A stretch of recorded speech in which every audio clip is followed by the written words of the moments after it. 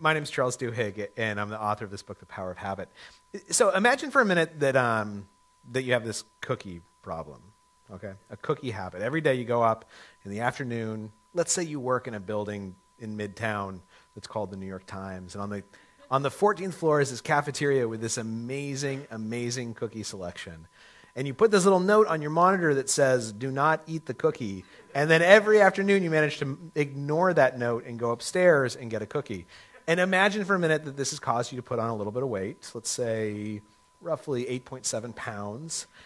And when I say you, what I actually mean is me, because I'm describing my life eating cookies. So I was really interested in why I, a successful human being, I won a Pulitzer Prize last week, I think I'm a pretty smart guy, why I have this difficulty resisting cookies, right? There's a lot of things that I can do in my life. And I began researching the science of habits, how habits work. And what I learned is that we're actually living through this golden age of understanding the neurology of habit formation. And I ended up writing this book out of it. And I want to tell you a little bit about what I learned and what it has to do with teaching kids and mindfulness. But in order to do that, first of all, I'll have to tell you a story about a rat. Anyone here ever experiment with rats before? Anyone ever ride the subway? Okay, then you've done a lot of experience with rats. There's a woman named Dr. Anne Graybill who has for years been doing experiments with rats. She's a neurologist, and for years she was trying to get sensors into rats' cranium so she could measure what was going on inside their skulls. This took a long time and a lot of rats. But eventually she got to a point when she could get about 150 sensors inside a rat's skull, and she could measure its neurological activity. What she'd do with each rat after it woke up from the surgery was the exact same thing. She would drop it in the world's simplest maze. Works the same way every single time. Click, a partition would move, the rat's free to run through the maze and find the chocolate.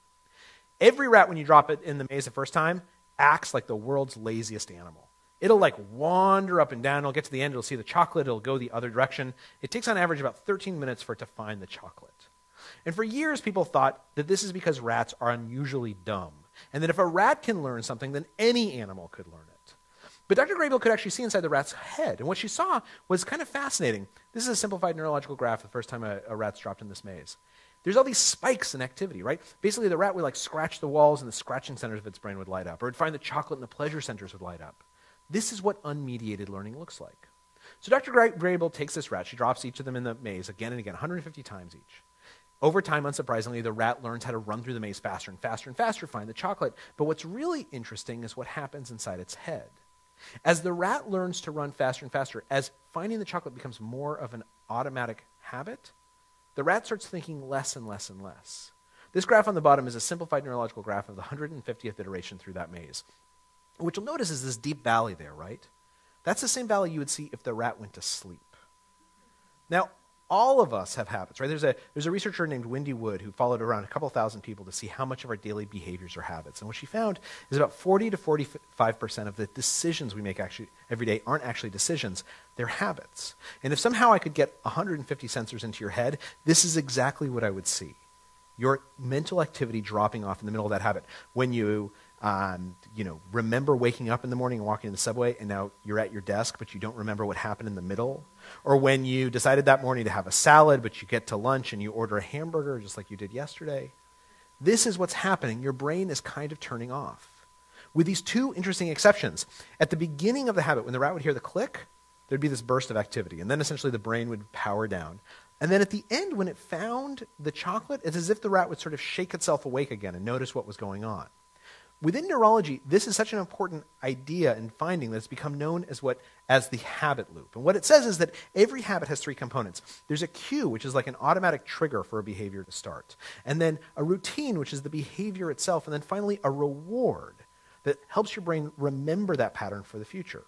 Every habit has cues and rewards. And for years, everyone from Aristotle to Oprah, when they've talked about habits, they've focused on the routine, on the behavior.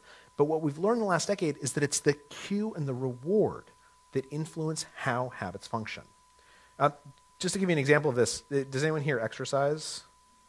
It's a young audience. Anyone here wish that they exercise on a regular basis? Okay, so there was an experiment that was done in Germany where they took an audience like this and they said, all of you should exercise. And then they took about a third of the audience and they said, okay, look, this is what I want you to do.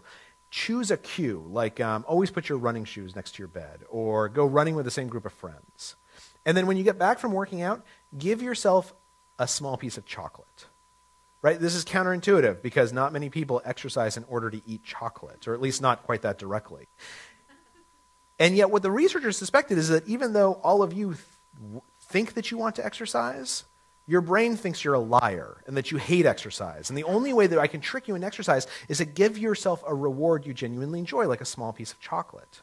And in fact, 6 months after they did this, they found that 58% of those people were more likely to be exercising, and they had stopped eating the chocolate because their brain had learned that there's endorphins and endocannabinoids, these neurotransmitters that reward us for physical activity. But you kind of have to bootstrap your brain into believing that those rewards are real with a reward that you genuinely enjoy, like chocolate. All of which brings me kind of improbably to Starbucks and what Starbucks can teach us about teaching and mindfulness. What does Starbucks sell? Coffee, right? No, wrong. That Starbucks doesn't sell coffee. Starbucks kind of sells coffee, right? They give you coffee in exchange for your money.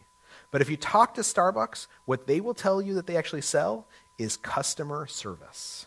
This is why they can charge you $4.50 for a latte that costs them about 13 cents, is because when you walk in, there's wood paneling and soft music, and there's someone who asks your name and they write it in big cursive letters, right?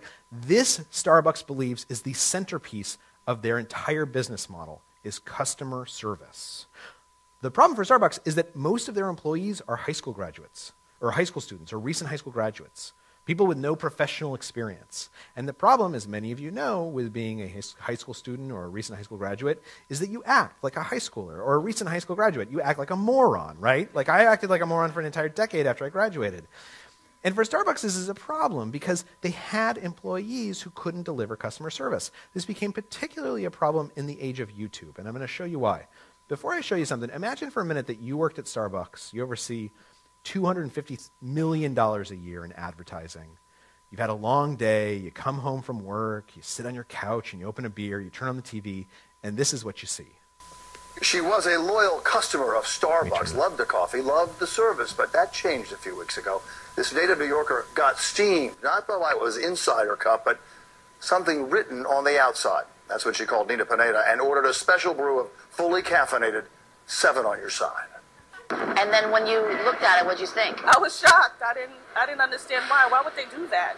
Vicky Reveron is talking about this Starbucks cup. On the side, a Starbucks employee wrote what she ordered, a caramel frappuccino. But instead of scrawling her name on the side, she says he wrote the B word. It says Vic. My name is not Vic, it's Vicky. So if you've ever wondered idly what $250 million sounds like going up in flames all at once, turns out it sounds like my name isn't Beep, it's Vicky. Starbucks went and did an investigation to figure out what happened here. Vicky was served by this kid named Eduardo, right? 19-year-old kid, employee for 8 months. He'd been doing a great job. The night before Vicky comes in, he had a fight with his mom. And he's hour 7 into an 8-hour shift.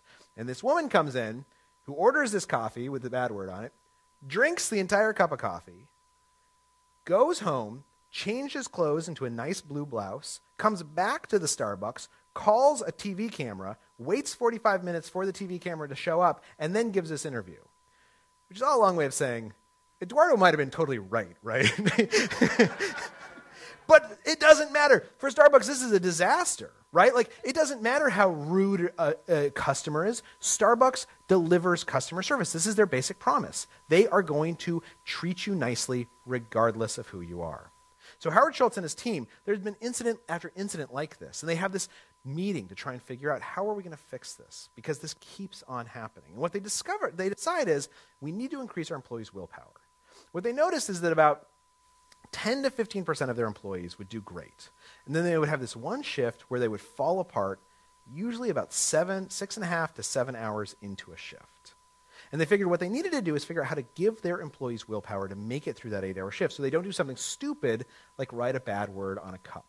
Now, luckily for them, there had been a whole bunch of research that had been done into willpower. Most of you are probably familiar with this because since you come from a teaching background. The most famous, of course, being the Marshmallow Test. I assume you guys have heard of the Marshmallow Test. For anyone who hasn't, this is how it worked. There was this researcher in the 1960s at Stanford. He had a 4-year-old daughter. He took her and a whole bunch of her friends, and he put them in a room one by one. He'd put a marshmallow in front of them, and he would say, okay, look, here's the deal. You can eat that marshmallow. I'm going to leave the room for 10 minutes. If when I come back, the marshmallow is still there, then you will get a second marshmallow. Now, I actually have myself a 4-year-old at home, And so I can tell you that putting a marshmallow in front of a 4-year-old is like putting crack cocaine in front of an addict. Like there's nothing more tempting. This experiment has been replicated. Let me show you some tape of what happens when you put a marshmallow in front of a 4-year-old. I'm going to go do something, and then I'll come back. It smells yummy. Oh, it smells really good.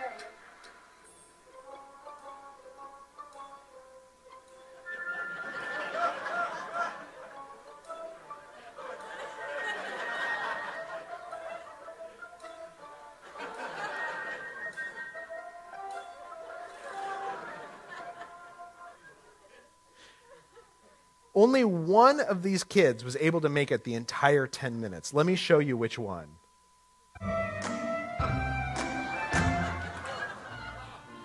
How'd you do? Did you do good? You did? You wanted to eat it, didn't you? Yeah. So did I tell you to give you another one? Okay, now you can have both. You need them.